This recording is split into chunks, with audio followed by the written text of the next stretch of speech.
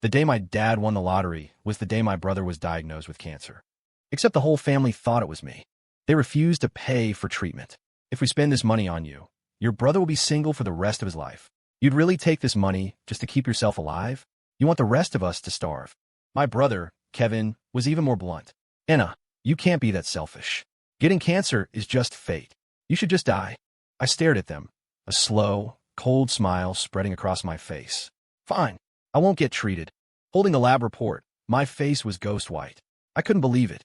My brother, so young, so healthy, had a rare form of cancer. He only had 6 months to live. My voice trembled as I asked the doctor, how much would it cost to treat this? A single round of treatment is at least $100,000, he said. For a full cure, you'd want to have a couple million set aside to be safe. My legs went weak. A couple $1,000,000. My entire family's annual income wasn't even a tenth of that. Thunder rumbled outside. I sat on a bench in the hospital corridor for a long time, my mind racing, but I finally made a decision. No matter what, he was my little brother, the one I'd watched grow up. I'd start a GoFundMe, sell the house and the car, borrow from everyone I knew, work 3 more part-time jobs. I didn't care how hard it was. I would find a way to save him. I went home, my heart heavy. As soon as I walked in, I saw Kevin sprawled on the couch, legs crossed, casually scrolling through his phone. I called his name. I pulled the report from my bag, ready to comfort him, to tell him, don't be scared. Your big sister will find a way to get the money to save you. But as he took the report and glanced at my pale face, he jumped back 10 feet. Holy shit, you have cancer? It's not contagious, is it? Stay away from me. The words of comfort died in my throat. I looked down at the report and finally understood. My cheap $10 purse had gotten soaked in the rain on my way home, and the cheap dye had bled all over the paper, smudging the personal information section into an illegible mess. Paired with my ashen face, it was only natural for my brother to assume the patient was me. What's with all the yelling? My mom came running at the sound of Kevin shouting. Soon enough, she heard the news of my cancer and broke into a wail. What a tragedy. After we raised you all these years, you're going to die before you even get married. I wanted to explain that it was all a misunderstanding, but her words stung. Her own daughter was supposedly dying of cancer, and all she could think about was that I hadn't gotten married yet. What kind of mother was that? I pressed my lips together, steadied myself, and prepared to tell them the truth. This wasn't a small mix-up. A life was on the line. But just as I was about to speak, the front door was kicked open with a loud bang. Son of a bitch, after 30 years of buying tickets, I finally hit it. It was my dad, waving a lottery ticket in the air, shouting that he'd won. And it was $5 million after taxes. The surprise was so sudden it took my mom and brother a moment to process. Then they were all over him, cheering ecstatically. Thank God. With this money, our Kevin can marry any girl he wants. Holy crap, $5 million. From now on, I'm wearing Armani and driving a Porsche to pick up girls. My face lit up too. This is perfect timing. Now we have the money for the treatment. But as soon as I said that, the expressions on all 3 of their faces changed. After my mom explained the situation to my dad, he turned to me, his voice laced with a patronizing tone. Honey, cancer is a bottomless pit. You can pour all the money in the world into it and still not make it out alive. Why don't you be a good girl and save that money for the family, for important things? You've already got 1 foot in the grave. Don't drag the rest of us down with you. I was stunned. Curing my cancer wasn't an important thing. What was then? My mom quickly chimed in. Your brother is 30 this year. You're his older sister. If this money goes to your treatment, he'll be a bachelor for life. The family name dies with him. How can we face our ancestors when we're gone? A sour feeling churned in my stomach. I got it. My brother getting married was more important than my life. When Kevin heard I wanted to use the lottery money for treatment, he flew into a rage, screaming at me without a shred of decency. Anna, Mom and Dad raised you. Can you stop being so selfish for once? Dad's been buying lottery tickets for 30 years and finally won 1 big prize. And now you want to take it all just to keep yourself alive? Do you want us all to starve?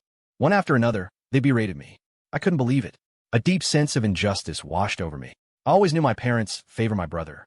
When I was little, the tenderest piece of meat from the fish was always reserved for Kevin. They'd say it was good for a boy's brain, but that it would give a girl too many complicated thoughts. It was for my own good, they insisted. When my mom occasionally made a special herbal soup, I wanted some. They'd tell me it was too young for a girl's energy and would make it hard for me to find a husband. Then they'd push the soup in front of my brother. Back then, I was naive enough to believe them. I thought being a girl was so hard, with so many rules. It wasn't until I grew up that I realized those were all just excuses for their blatant favoritism. Even so, I always thought they had some affection for me. What kind of parents don't love their children at all?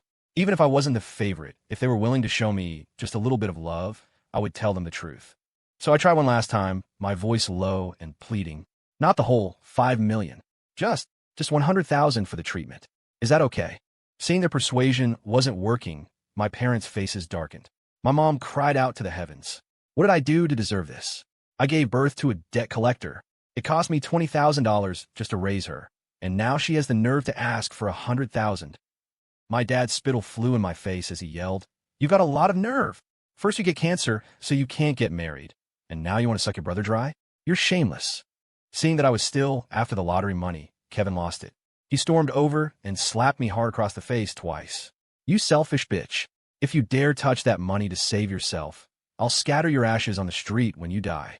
My cheeks burned, a fiery sting, but it was nothing compared to the pain in my heart. My eyes red, I scanned the three of them, my gaze finally landing on my brother. "Fine," I said, my voice eerily calm. "I won't get treated." They were satisfied with my surrender, smug smiles on their faces. I smiled back, a hollow, sudden laugh escaping my lips. Getting sick is just fate. If it's my time to die, I'll die. I went back to my room, tears finally streaming down my face. Outside, the house was filled with joyous celebration. The three of them were happily deciding where to go for a nice dinner to celebrate. Before they left, my brother suddenly thought of me. He asked my parents, should we ask Anna to come? My mom waved her hand dismissively. There's instant ramen in the cupboard. She has cancer, not a broken leg. If she gets hungry, she can make it herself. My dad chimed in. Look at her, all miserable and doom and gloom. She just ruined the mood and bring us bad luck. Forget her. Let's go have a great meal by ourselves. Yeah, you're right. We're rich now. We don't need her to pay for anything anymore. My brother's voice was laced with contempt as he recalled past events. Finally, we can eat somewhere decent. The crap she used to treat us to at those rinky-dink places. I couldn't even be bothered to complain about it. My heart seized. In the past, I'd stretch every dollar I had. A $200 purse sat in my online shopping cart for 3 years because I couldn't bring myself to buy it. I saved every penny to give my parents money for household expenses, and they would smile and praise me. We didn't raise you for nothing. Such a good daughter. My brother would pester me to take them out to eat. We'd sit around the table, a loud, bustling group. I truly believe those were our family's warm, happy moments. I never imagined I was just fooling myself. The second I had nothing to offer, they showed their true colors. Just moments ago, I could still cry. Now, my tears were dry, and only hatred remained. Why should I put up with this? I've given in for over 20 years, been a doormat for over 20 years. So they won't give me a single cent of the 5 million? Fine, I'll take it all. I used my illness as an excuse to take a long leave of absence from work. My supervisor was sympathetic and drove me home. The moment my brother saw the woman who dropped me off, Chloe Sterling, his eyes practically popped out of his head. He immediately started pestering me, asking about her. I glanced at him out of the corner of my eye as we climbed the stairs, telling him to give up. She's the daughter of our company CEO, just working a normal job for the experience. Her standards are sky high. You don't have a chance, so don't even dream about it. Bullshit, he shot back out of breath.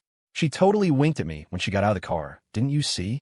He didn't even notice that he was already sweating and panting after climbing just 3 flights of stairs.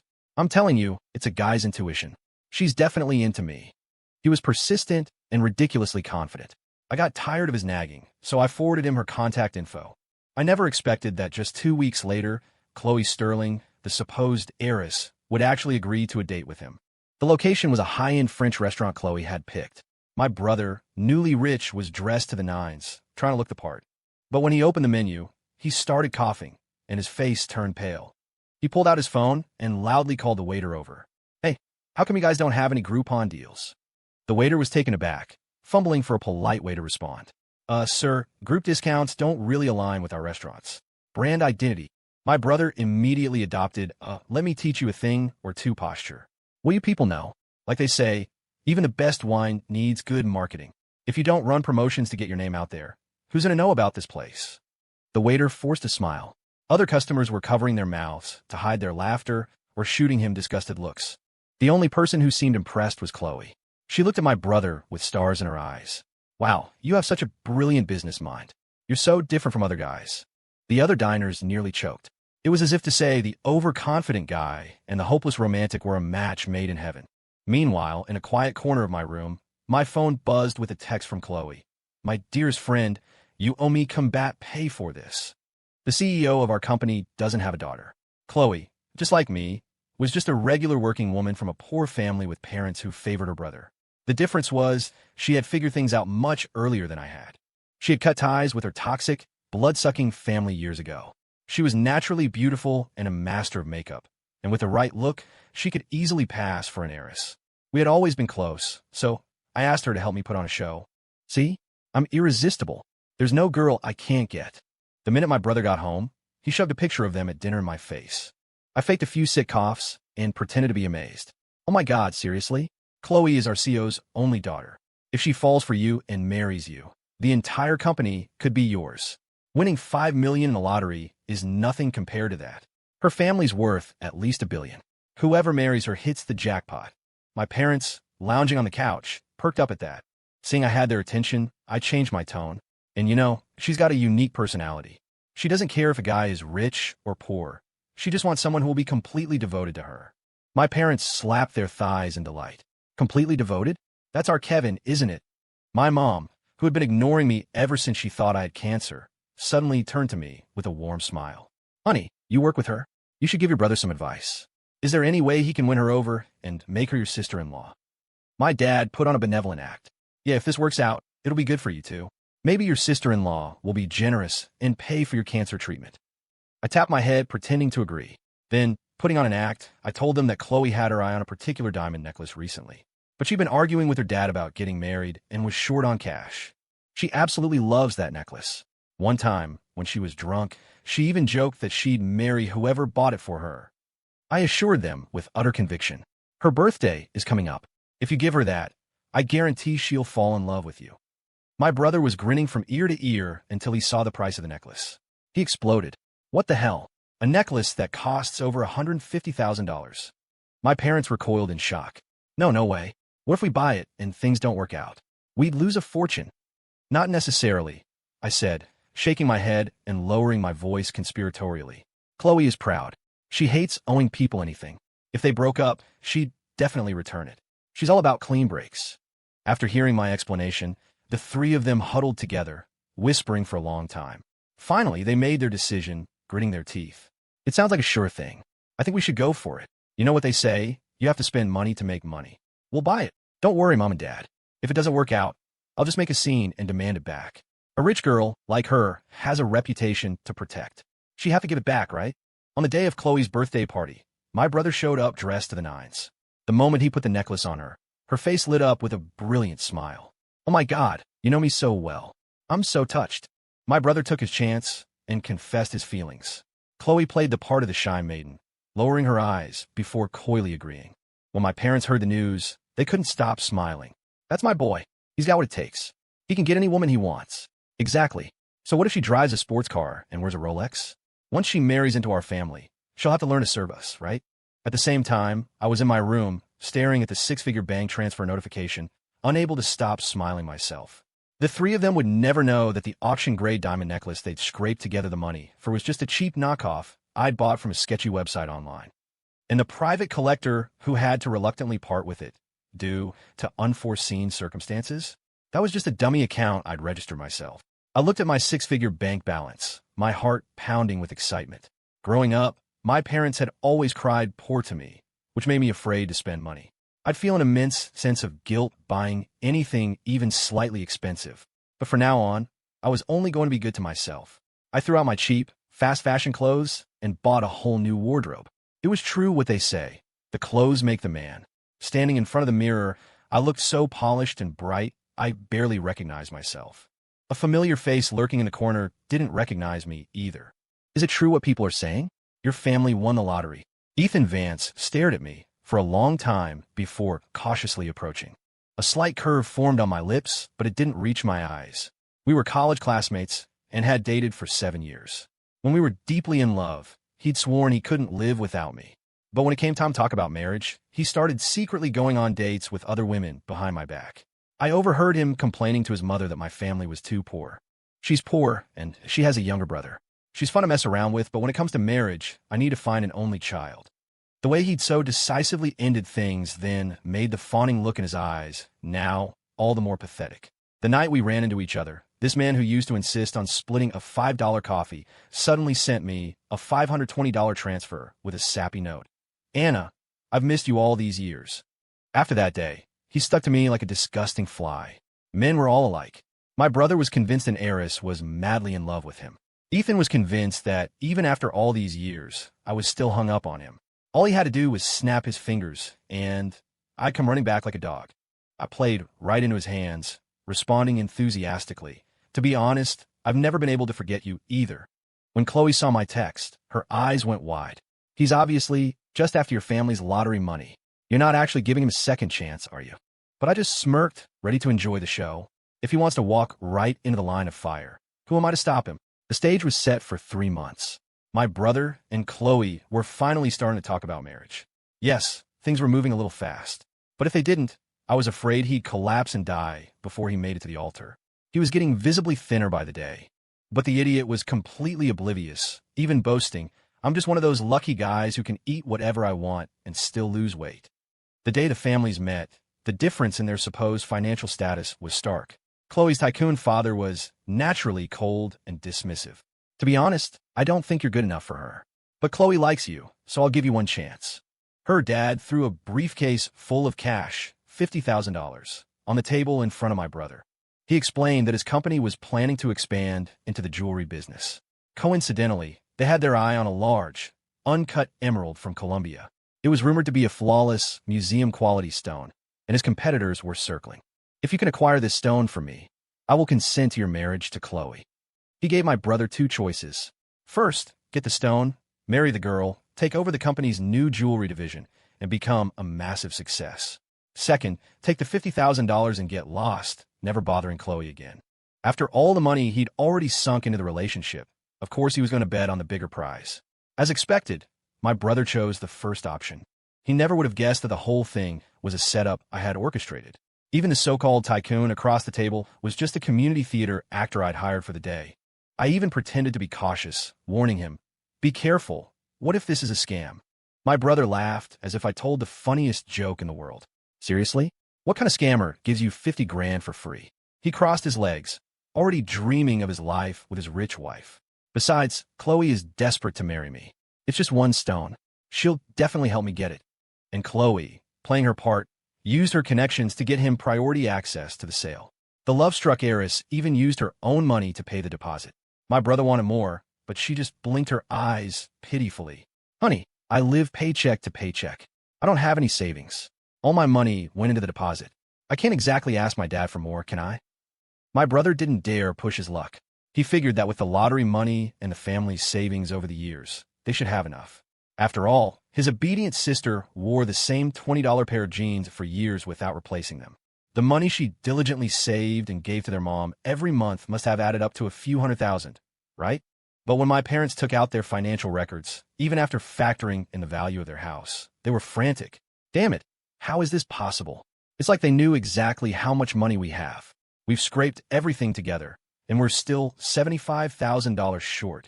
Shit, were we supposed to get 75 grand on such short notice? We couldn't even get that much if we sold the girl. Just then, they heard 2 sets of footsteps on the stairs. They looked up and saw Ethan, who had walked me home. A slow, knowing smile spread across their faces. After Ethan left, my mom got straight to the point. Honey, does Ethan know about your cancer? I shook my head, my expression mournful. No, I couldn't bear to tell him. A flicker of glee flashed in my mother's eyes and in my father's. My dad waved his hand dismissively, as if giving an order. Good. Then you should marry him as soon as possible, before you die. I quickly shook my head, feigning innocence. I can't. That would be ruining his life. Anna, if you don't ruin his life, you'll be ruining ours, my brother interjected, his tone matter-of-fact, as if it was the most natural thing in the world. If you don't marry him and get a dowry, how am I supposed to get enough money to marry Chloe? Seeing my reluctance, my mom grabbed my arm and started to wail. Look at us. We raised you all these years. Have some pity on us before you die. We've pulled together everything we can for the money Chloe's family wants, but even with the house, we're still short $75,000. The 3 of them surrounded me, talking over each other. Anna, we're so close to making it big. Are you really going to let all our efforts go to waste? Exactly. Use the time you have left to secure a lifetime of wealth for your brother. You be our family's savior. I'm your father. You'll marry him because I said so. If you don't, you can forget about being buried in the family plot when you die. Their faces were twisted with greed as they backed me into a corner. And just as they'd hoped, I gave them the answer they wanted. Fine, I'll marry him. Ethan was still gloating to his mother. See, Mom? I told you that woman never got over me. We've only been back together for a little while, and she's already begging to marry me. But when he came to our house to discuss the wedding arrangements, he hadn't even warmed his seat before he leaped out of his chair in shock. What? How much? $75,000. His face contorted. You're not raising a daughter, you're selling her. My dad sneered, putting on a superior air. So what if we are? You think my daughter isn't worth that price? Fine, my brother added, picking up his phone. If you don't think my sister is good enough for you, then I guess we're not family. I'll just call Chloe and tell her not to bother with that job recommendation for you. My mom chimed in. Everyone knows our Kevin is going places. He's got a rich fiancée now, and plenty of people are trying to get on our good side. If you're not serious, then forget it. We'll see who needs who more. Hearing this, Ethan sat back down, his expression grim. The economy was bad, and there were rumors of layoffs at his company. Not long ago, I had deliberately arranged for him to meet Chloe. A job recommendation? Oh, it's nothing, really. We'll be family soon. It's the least I can do, Chloe had said breezily. It's perfect timing, actually. My dad's company has an opening for a department manager that's right up your alley. The salary, let's see, it's probably around $200,000 a year. If that's too low, I can probably pull some strings and get you another $50,000 or $60,000. No problem. Ethan hated his low-paying, high-stress job and was constantly worried about being laid off. There was no way he would let this opportunity slip by. After thinking it over, he gritted his teeth. Fine, I'll pay. Ethan wanted to get the marriage license first, then pay the money. When Chloe heard about this, she threw a fit, yelling at my brother. Didn't I tell you? My family is in business, and we're very superstitious about this stuff. If your sister gets married before me, she'll suck away all my good luck, and I'll lose money after the wedding. She burst into tears and stormed out of the room. You all obviously care more about your sister than me. You want her to steal my thunder. If your family doesn't respect me, then maybe we should just break up. There was no way they were letting their golden goose get away. My brother pleaded with Chloe until she finally came back. Then he and my parents ganged up on Ethan, using a mix of threats and promises. In the end, they actually managed to squeeze the $75,000 out of him. We're all one big family now, Ethan said, his heart aching from the loss of the money, but his words dripping with flattery. Brother-in-law, sister-in-law, I hope you'll look out for me in the future. My brother was busy counting the cash, a smug smile on his face. Don't worry, as long as my sister is still alive, Chloe and I will definitely help you out. My brother and parents had bet everything on him marrying into a wealthy family. As soon as they got the money from Ethan, they sold their house. Our rich daughter-in-law already bought us a villa. Why would we need this tiny, run-down apartment? And so, the three of them moved happily into their new home. Ever since they'd secured the emerald, Chloe's tycoon father had agreed to the marriage, and they had been frantically planning the wedding. They weren't taking any chances with the prize they had in their grasp. The stress of the wedding planning took its toll on my brother. If he stood for too long, he would break out in a cold sweat, and his lips grew pale. I tried to warn him that something was wrong. Your symptoms are a lot like mine. Maybe you should get a checkup. He looked at me like I was insane. Get lost. Don't say such unlucky things. You think everyone has a death sentence like you. My mother grabbed my ear and twisted it sharply. Spit it out, spit it out. Are you trying to jinx your brother? With a mouth like that, no wonder you got cancer. It's karma. I fell silent, biting back the pain. Fine. I gave them their last chance. If they were too stupid to take it, what happened next wasn't my fault. When the lab results first came in, the doctor had told me the cancer was rare. If treated before the symptoms appeared, the cure rate was very high. But once the disease took hold, the body would deteriorate almost instantly. The patient could even become paralyzed and vegetative overnight. And this type of cancer is aggravated by exhaustion, the doctor had warned. The patient must avoid overexertion at all costs, or the chances of sudden onset will increase dramatically. About 2 weeks later, my brother came home after booking the wedding venue. He walked toward the fridge to get a bottle of water. After a few steps, he suddenly pitched forward and collapsed on the floor, unconscious. My parents were terrified. They called an ambulance and rushed him to the hospital. They paced back and forth outside the emergency room, frantic with worry. As soon as the doctor came out, they rushed over. Doctor, what's happening? He's my only son, my precious boy.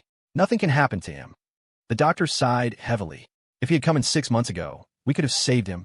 But now, I'm afraid it's too late. He paused, choosing his words carefully. We've stabilized him for now, but the family needs to prepare for the worst. It was clear what he was saying.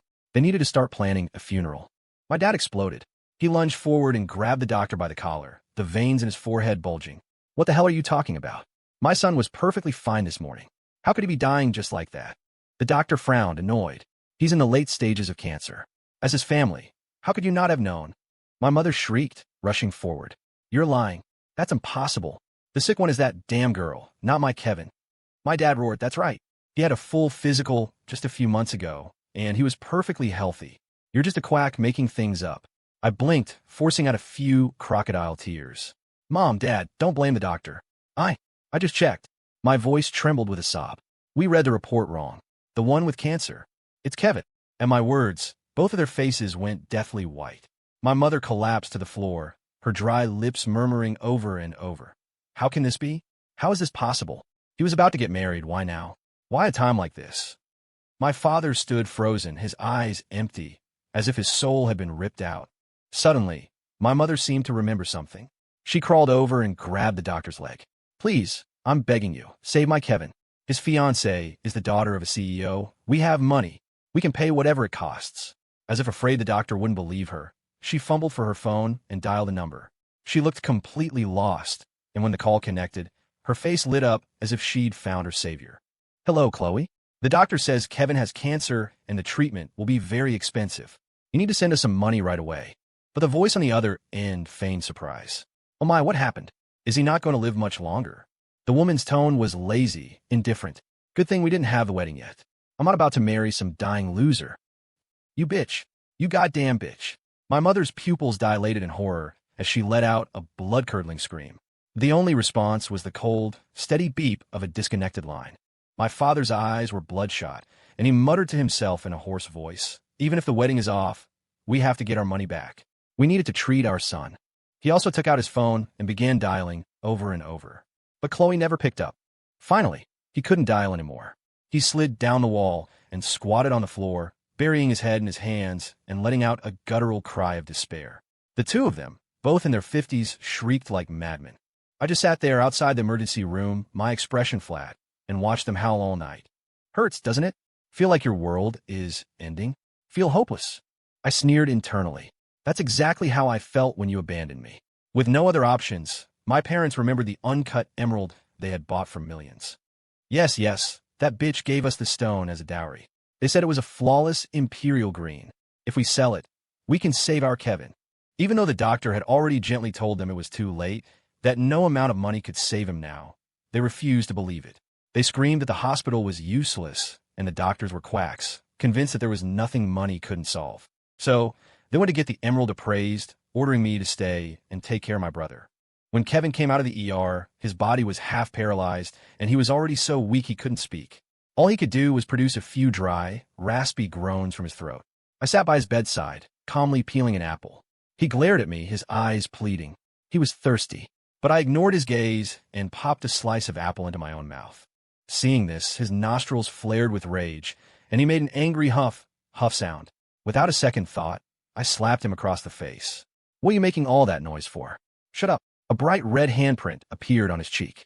I felt a surge of satisfaction and, raising my other hand, slapped him again, just as hard. Who gave you the right to glare at me? Weren't you the one who said getting cancer is just fate? That if you're meant to die, you should just die? Looking at the comical, symmetrical handprints on his face, I couldn't help but laugh out loud. Well, since you feel that way, of course I, as your big sister, have to help you fulfill your destiny.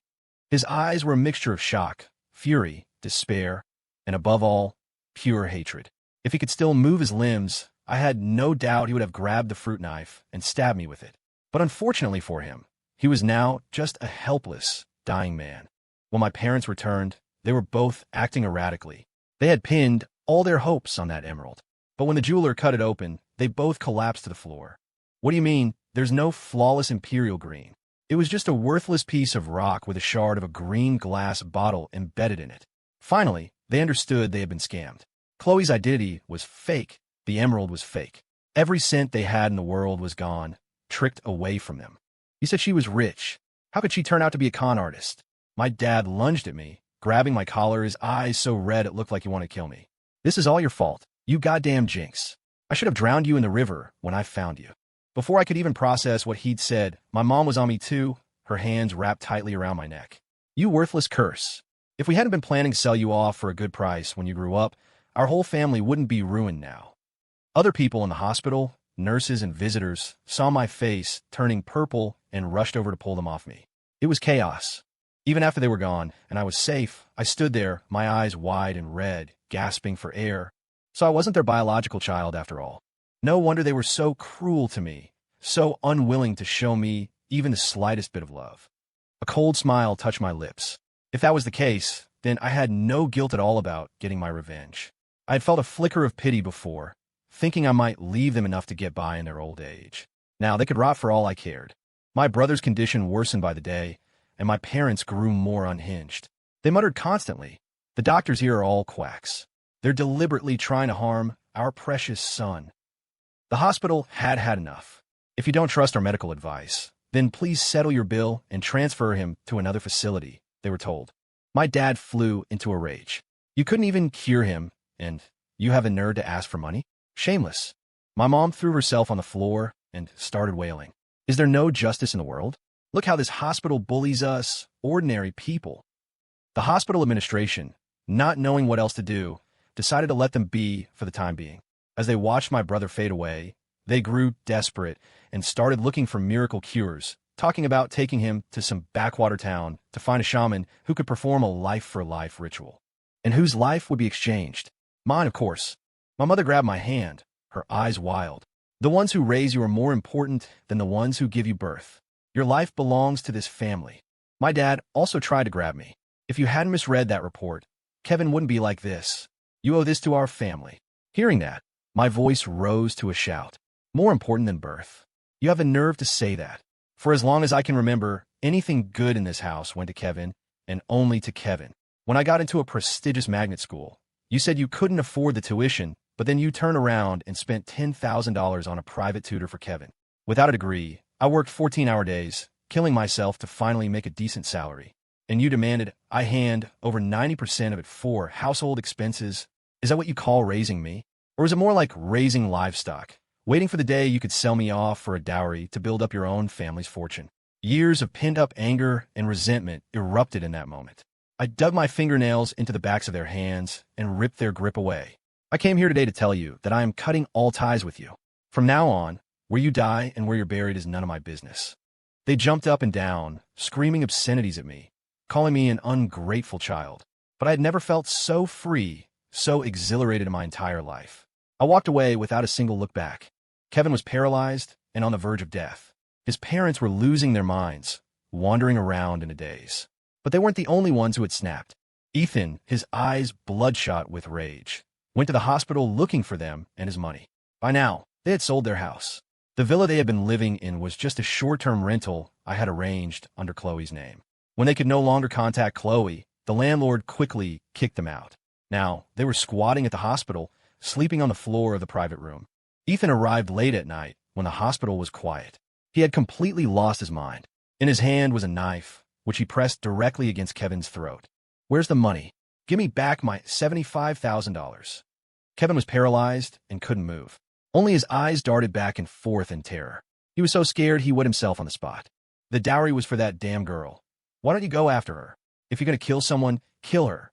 Don't you dare touch my son." His parents were just as insane. They lunged forward, trying to grab the knife with their bare hands. "Stop trying to fool me. All her money went to you, didn't it?" Ethan was enraged, swinging the knife wildly. "If I don't get my money back today, all four of us are going to die here." Even then, in that final moment, one of them had the audacity to shout back, "I'm telling you, we don't have any money. If you want a life, you can take one." The outcome was predictable. The two old ones were stabbed multiple times. The paralyzed younger one, who was already on his deathbed and didn't have much time left, died of shock the next morning after witnessing the whole thing. When Ethan came to his senses and realized what he had done, he knew it was over for him. After killing my parents, he jumped from the window of the hospital room. When it was all over, I met Chloe at a coffee shop. She was dressed from head to toe in designer clothes, looking every bit the part of a real heiress. "Well, that's because you paid me so handsomely for my trouble," she said with a wide, satisfied grin. "I guess you could call me a rich woman now, too." After the Devises died, I found out that the lottery winnings, Ethan's dowry, and the money from the sale of the house, combined with the saving from the years I had given the family my salary, totaled nearly $8 million. Chloe smiled and nudged me. "So what about you, the real millionaire? What are your plans for the future?" I smiled back. "I'm quitting my job, and I'm going to enjoy life. I'm going to make up for the last few decades and enjoy it all twice as much."